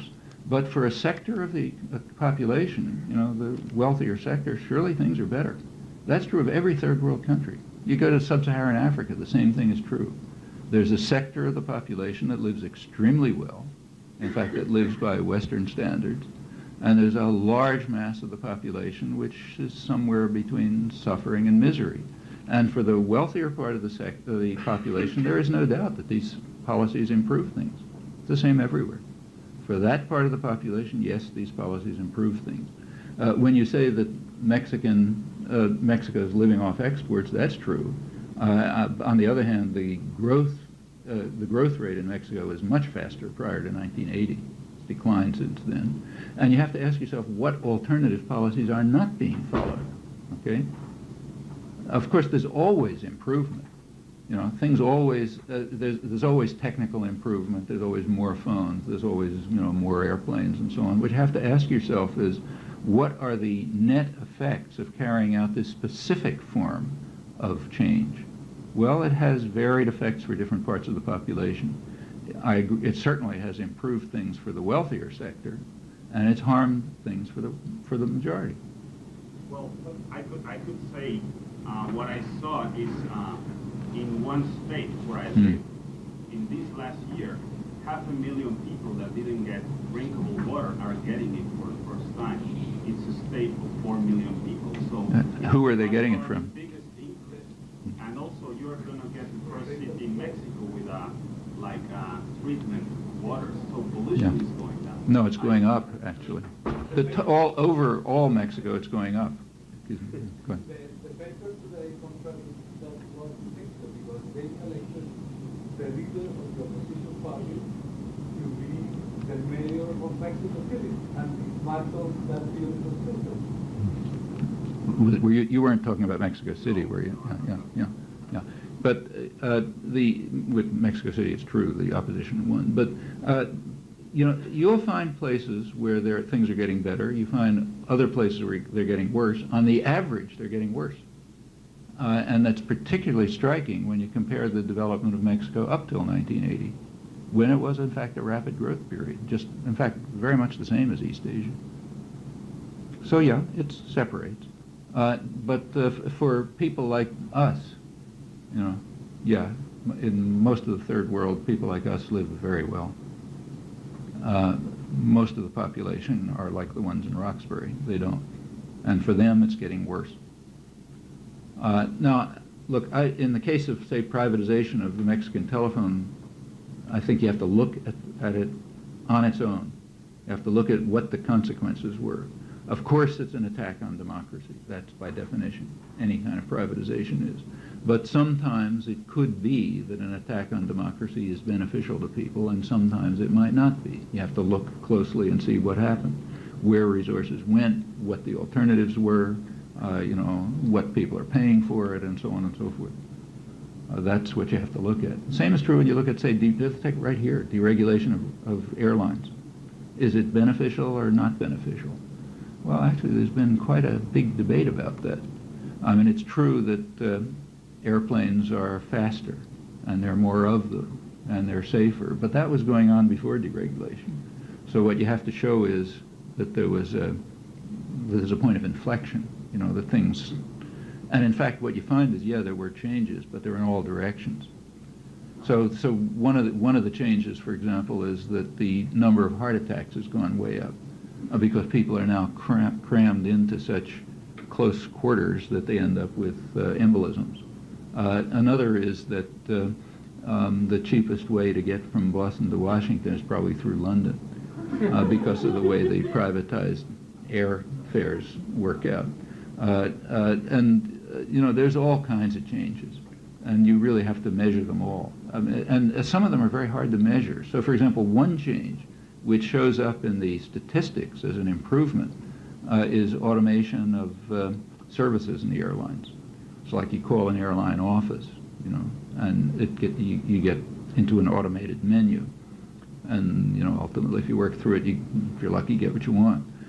That saves money. That makes the airlines much more efficient because they don't have to pay human beings to sit there and answer what you're saying, right? So when an economist looks at it, they say a lot more efficient than it used to be. But that's because of the ideological technique of measurement. They're not measuring what it costs you, a person who's calling up, to sit there for half an hour while you sort of wait for, to get onto the computer, and then to start pushing the buttons which you don't understand, and they don't have your answer anyway, and so on. Well, that's a cost to a person. The cost to people, to users, is multiplied by the number of users. Well, it could be a substantial cost, maybe small to each person, but huge when you multiply it by the number of users. But it's unmeasured. The only thing that is measured is the increase of efficiency in the airlines, which shows up in their costs. So yeah, it looks good. Well, those are things you really have to take into account, and they're not small. I mean, there have been few attempts to study them. It's not a popular topic. But there have been a few attempts to study, for example, the cost of highway repairs as compared of repair of cars. Well, the few studies are around seem to indicate that the cost of repairing highways is considerably lower than the total cost of repairing cars because of hitting potholes and so on. But the second cost is not counted. It's only the first cost that's counted. The first cost is a cost of the inefficiency of government spending money on highways. The second cost is distributed over the population. In fact, if you really look closely, the second cost turns out to be an improvement in GNP. Because if your car hits a rut and you have to take it to the garage to get fixed, the GNP goes up. So it's actually an improvement in the economy when the costs are transferred over to individuals. There's a lot of that goes on. And all of those things would have to be taken into account if we were giving an honest, accurate description of these effects. On the other hand, in Mexico, I think if you look closely, you'll find that the gross effects are not in doubt. There has been a very sharp decline in living standards for the majority of the population. And in many areas, a dangerous increase in pollution, especially around the Maquiladora areas. There are places where doubtless things have improved for some people, as they had been doing before. And we have to evaluate all of these effects. As to the effect of NAFTA, it was probably very limited. It's now conceded that if you take a look at the trade flows before and after NAFTA, trade did go up after NAFTA, but at roughly the rate it was going up before. There's very little change. And that's now conceded. All the projections are now admitted to have been false, and what is said right in the mainstream is, the purpose of NAFTA was to lock Mexico into the reforms. In fact, let me add something else which is less public. This was discussed in strategy sessions in Washington earlier, the minutes of which are public. There was a major meeting in Washington in 1990 of top decision makers and Mexico specialists and so on, talking about U.S.-Mexico relations. And they decided that relations were very healthy and very good, but there was one cloud on the horizon. The cloud was, I'm quoting it now, that a democracy opening in Mexico might bring into power a government with more nationalist and populist goals. Okay. Well, NAFTA stopped that. The main effect of NAFTA has not been increasing trade, but it's been decreasing the danger that a democracy opening might lead to that. So they can pick, say, populist leaders in Mexico City, but the virtual Senate of international investors under NAFTA-style arrangements ensures that they can't do very much. So there isn't any fear of a democracy opening. My own view is that's the main thing lay behind NAFTA, as the World Trade Organization, as the coming agreements. I can appreciate you.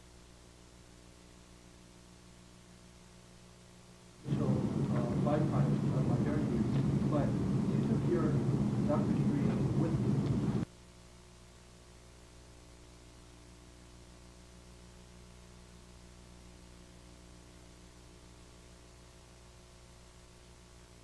A person who's got a PhD in linguistics be interested in poor people? I don't even understand that question. I mean, does taking a degree in linguistics remove your humanity? I mean, No, it does not. I hope Why not. should Yeah. you? You shouldn't believe me. You should certainly not believe a word I said. That's why I was giving sources. Look them up. Yeah. You shouldn't believe me or anyone else.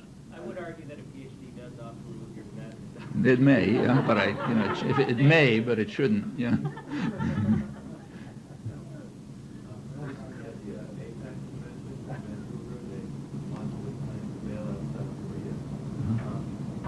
Yesterday, New York Times, I'm not sure what the official number is, exactly.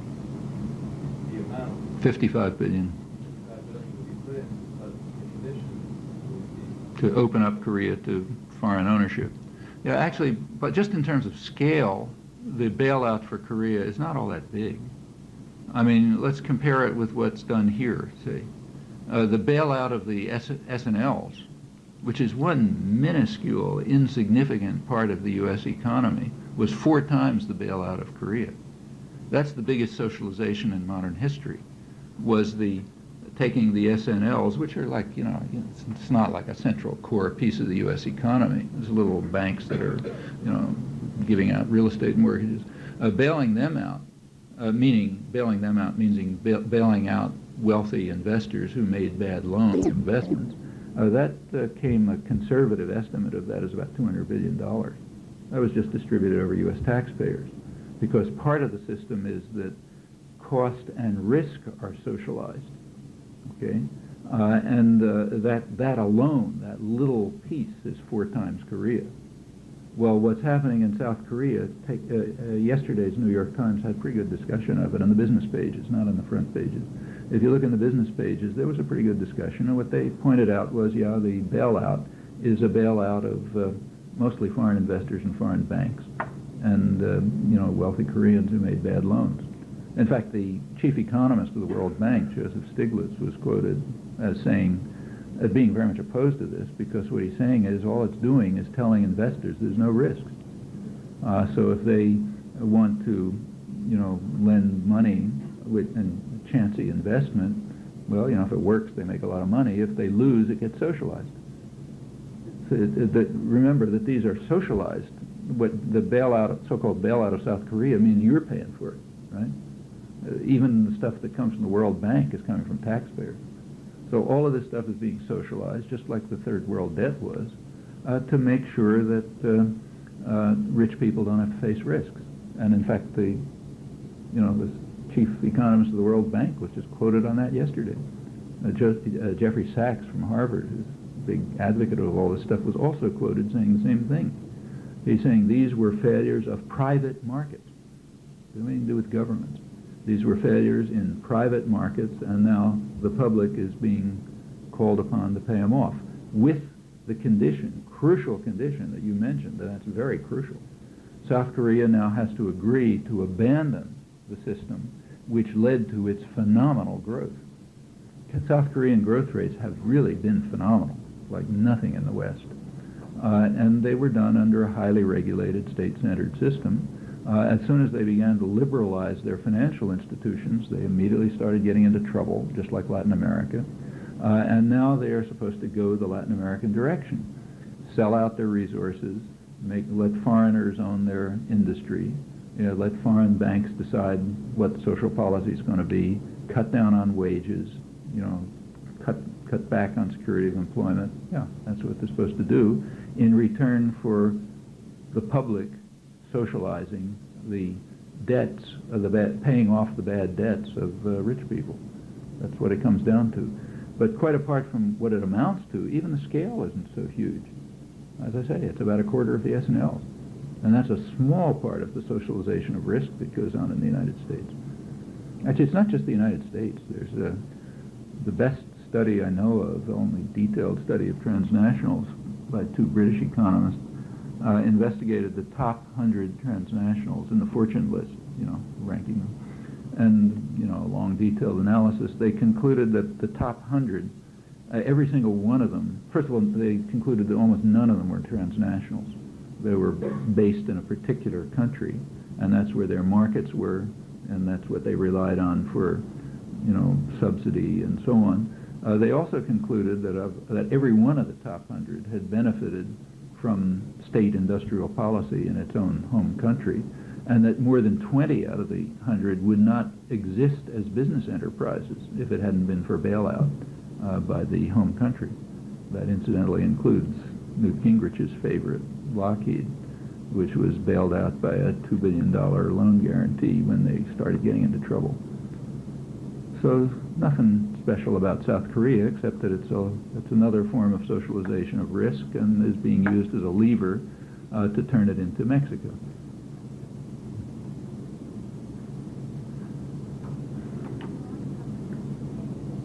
Can't hear. Iran?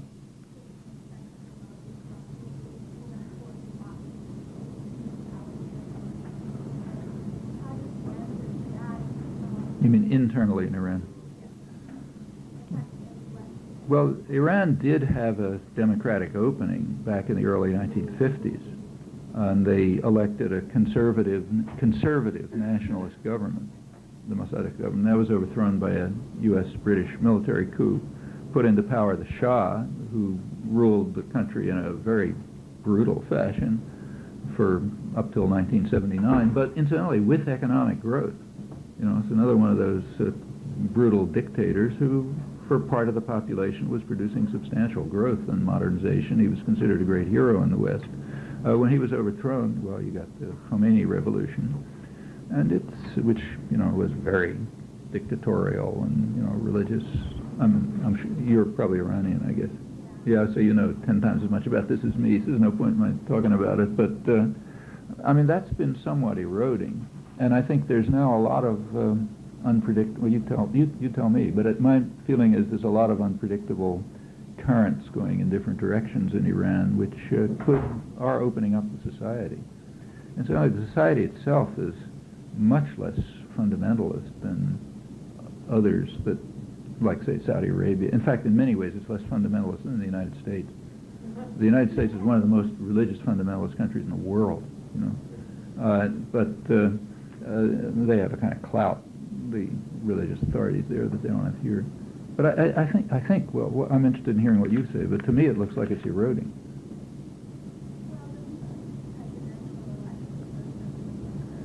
Yeah.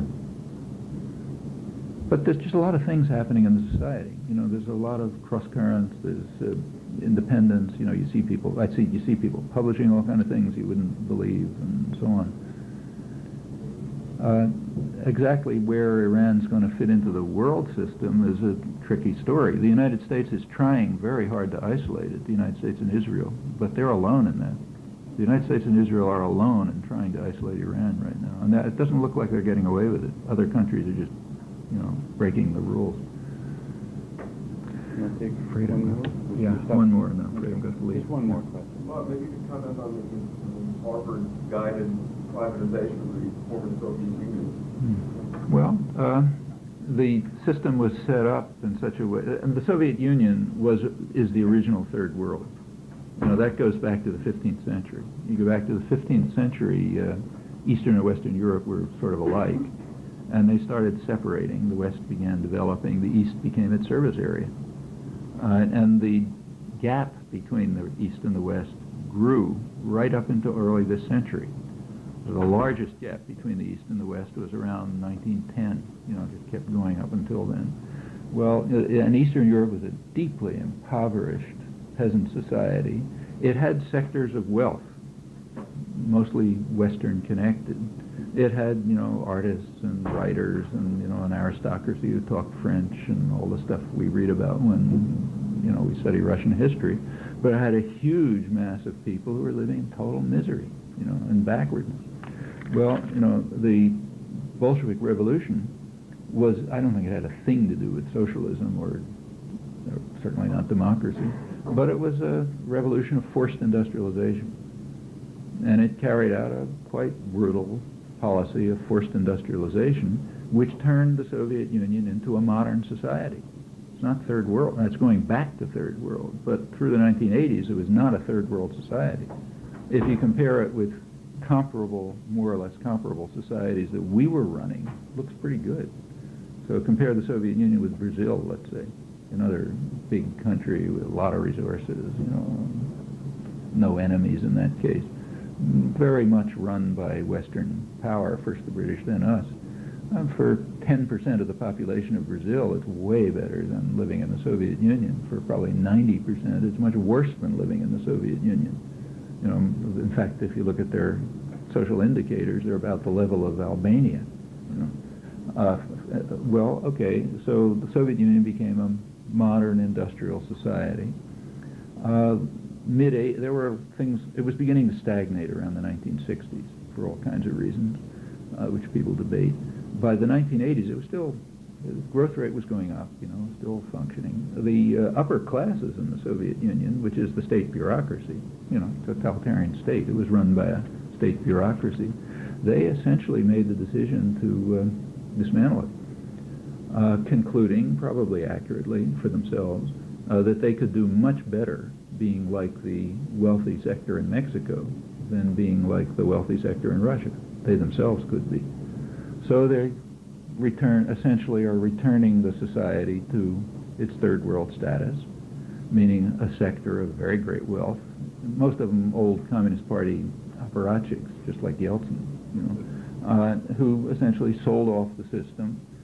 They are now becoming extremely wealthy, a kind of a mixture of the old state bureaucracy and new criminal elements and so on and so forth. Well, there's a huge flow of capital from Russia to the West. Capital flight is extraordinary.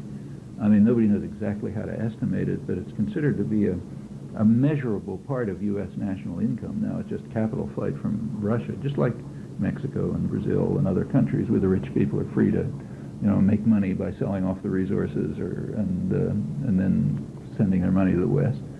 Most of the countries, for most of the population, it's been very harsh. By 1993, there were already estimated by the West, by Western sources, to be about 500,000 extra deaths a year, just as a result of the economic reforms which the West approves of. It's fairly substantial, you know, and so on across the board. I mean, moving to a typical third world pattern. What is the Western role in this? Well, to implement it. You know? Yeah, of course. I mean, Western investors are very happy to see it go back to that. You can put a Volkswagen or General Motors or Fiat and so on can put up an assembly plant in former Eastern Europe at a fraction of the cost of what it costs for what the business press is quite frank about this. They say you can put up, I'm quoting, you can put up factories there for a fraction of the cost of what you have to pay the pampered Western workers. Okay, that's true. You don't have to pay them anything like what you pay the pampered Western workers. Just the same as when you shift the assembly plant from Indiana to northern Mexico. You know, yeah. And that's great for Western investors. It has the usual effects on the recipient society. You know, divides it into a sector of wealth, a large number of people who sort of get by if they can, superfluous people. And yes, the West has implemented it. The specific programs that were developed, say Sachs's programs, also were designed to break up the interactions among the countries of the Soviet system. You know, they had all kind of it was a closed economic system. And the idea was to set up what was called a hub and spoke system. So each Eastern European country would have independent relations with the West, not with one another. And the early effect of that was a very serious attack on the whole economic system. That's incidentally now rebuilding. Those links are coming back to some extent. But essentially it was subjected to the same kinds of neoliberal structural adjustment programs as Latin America and Sub-Saharan Africa, with pretty similar effects. Again, you have to disaggregate. I mean, Eastern Europe was not a homogeneous area. Parts of it were part of the West, like, say, the Czech Republic. And that was a rich Western industrial society, and it'll, with various, failures and so on, it'll probably move back to that. Same's true of Western Poland, which is really part of Germany. Estonia will become part of Finland, a rich industrial society. But by and large, it's more or less restoring what it was before the move towards independence.